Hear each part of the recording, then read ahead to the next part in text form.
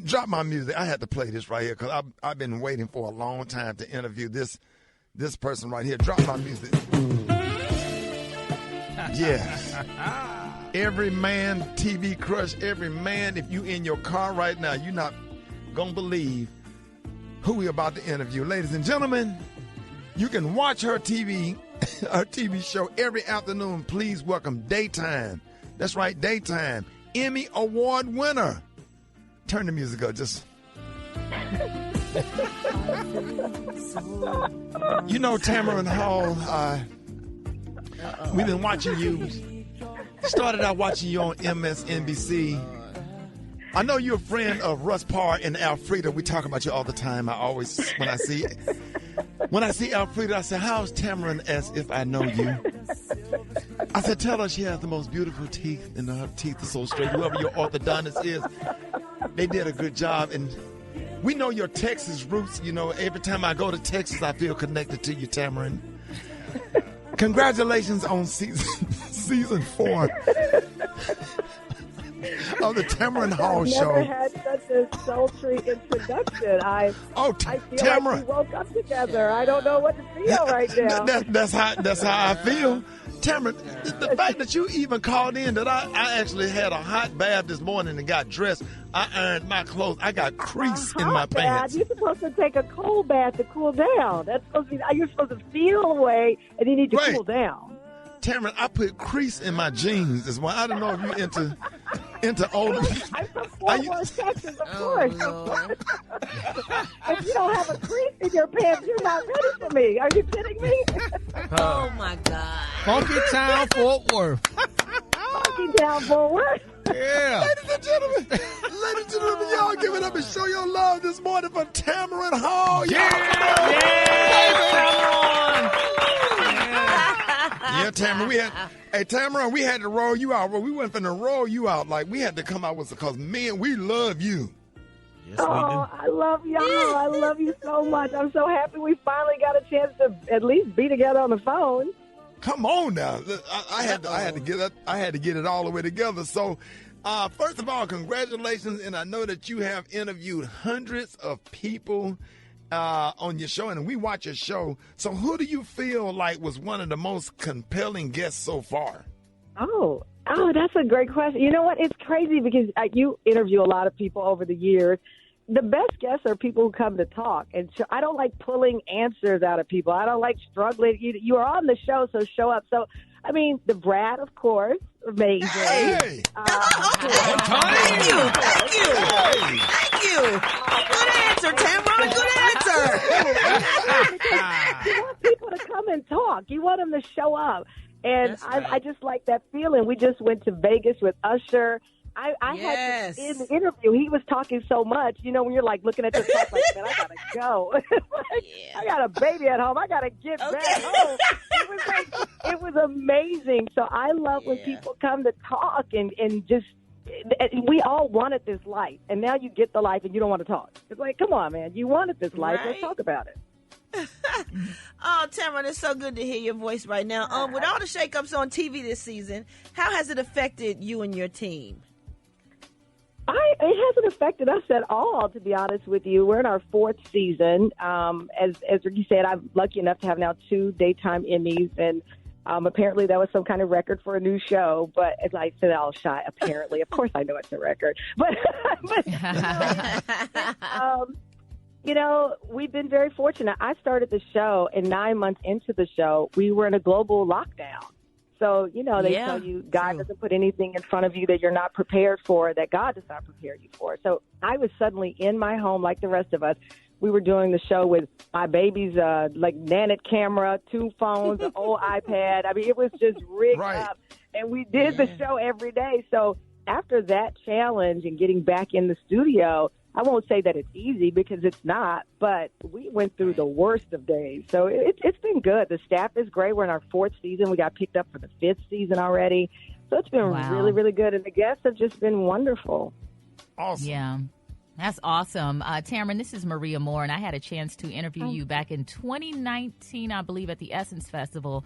And before our interview, you were talking, you just gave me a great just sister talk about being a woman in the industry and ownership. I want to ask, what would you say was a pivotal moment in your career when you knew it was going to be different for you as a woman in this industry? The first day? The first job? Not the first day. Okay. The very first application. My first job was in Bryan College Station, and then I went on to Dallas, Fort Worth, and Chicago. And with each of those moves came different challenges. But, one of the things, and I got a lot of heat for this once I did an interview, and I said, when young black women particularly come into me and they say, well, tell me how hard it is being a black woman in this industry, I always stop them and say, listen, if you look at the roadblocks, you don't see the road. I know it's hard. You know it's hard. My mama was a 19-year-old single mother who made sure that I went to Our Mother Mercy in Fort Worth, Texas, and she didn't have, money to her name to buy any clothes for herself, and she was buying me those uniforms.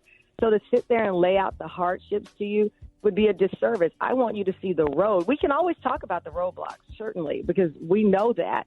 But I want you to see the road, because the whole game is if you keep talking about the roadblocks, that's the distraction to keep you from seeing the road. And I don't want you to be distracted. And when I said this, I got a lot of black bloggers not happy with how Tamron Hall's turning young black women around. And I said, you're silly, because if you keep looking at the challenges, that is what your enemy wants you to do. So I'm not going to lay out the challenges. I'm going to tell you how I kept my eye on the road. Isn't that what they tell you when you go to driver's ed? Never take your eye off the road. Right. And I want them to keep their eye out on the road. And so that's what I try to do. But, the day I walked in the building and I replaced the same black woman 2 times at 2 different stations, I knew the one. Oh, that's awkward. Yeah, it wow. was, certainly. I know she was sure mad. Well, listen, the second time when I came in, we both were like, damn. Oh, here we go. Dang. Oh, my gosh. But, think about how sick that is that you walk in the room and you see the one other black woman and you and her both know what the deal is.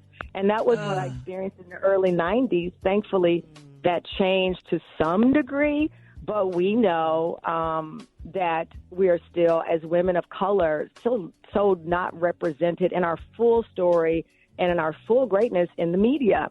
And until that changes, which is why I'm so proud of our show, we just got numbers in, and we are the most diverse daytime show out of anything that's on ABC, out of any of our competitors. And we have wonderful competitors. I don't like calling people competitors, my friends who do other shows. But in reality, our audience is, split straight down the middle, women of color and women who happen to be white. And that's something I'm very proud of, because I don't like people to believe that because we're black, only black people listen to us. You have a wonderful show that everybody listens to. Yes, your audience might be largely black people, but guess what? Anybody should be able to listen to Rickey, Smiley. Anybody should be able to listen to the Bratz music and recognize that it's fire. Period. Oh, my God, man. We are so proud of you, and congratulations on season 4. And we're so excited for you, and we look forward to having you back on. Tamron, you can come on anytime. I don't care. You come on. You promise? Can I want to co-host for a week when I'm on break. I want to come in and I want to co-host. Tamron, come on. Tamron, let's do it. Yes, sir, man. Every day. Because you can't get me to say stuff that I'm going to have to issue apology. I don't want to, the day after I leave, have to write down an apology to everybody that was offended. So you can't get me in trouble. And you got the Michelle. And listen, I'm excited about that. And you got the Michelle Obama interview coming up about her new book. So what was that like? Oh my God! Well, I am on a train on Friday. I'm taking the train to Philadelphia. We're hitting the road with Mrs. Obama to talk about her book. I'm so blessed that she invited me to come on the road. So we're going to get the heart of the book, and what it is about is overcoming challenges and overcoming insecurities. It's crazy to think that Michelle Obama talks about being insecure and not feeling good enough, even at this stage. Like, she's not talking about even in her childhood. She was talking about she was nervous, with Becoming coming out, and that was her first bestseller that broke records, and how President Obama had to really give her a pep talk. Imagine him being her hype man, right? She would need somebody to tell her that she's good enough, and she's always so vulnerable and so real. So this book is a love letter in so many ways to all of us, to remember that we all have insecurities. There's not a person on this planet who doesn't at some point get nervous, who doesn't feel good enough, who has all those things, and she's like that, and she reveals it. So we're hitting the road with her. We've got some surprises. I'm actually in my dressing room right now because on the other side of the building, Fat Joe is here. He is talking about his memoir, and I love this. His wife and family are coming, and as he said, they never leave the house, and so they are coming in the audience to be his hype man, for lack of a better description. So we got that coming up. We got great conversations, but it's a blessing. I never imagined a kid from Luling, Texas, would be able to have this show. I've been fired, I've been rehired, I've been whatever you want to say. What is it? Fried, died, laid to the side, all versions. But I'm 52 and I'm still standing because people like y'all root for me, and I hope you know I root for you, and I love you. I've been rooting for you. You don't understand. Oh, Come on now. Rudy Roo. Rudy Roo. Ladies and gentlemen, y'all give it up for Tamron Hall. Proud of you, and we absolutely love you, y'all. More Rickey Smiley Morning Show coming up.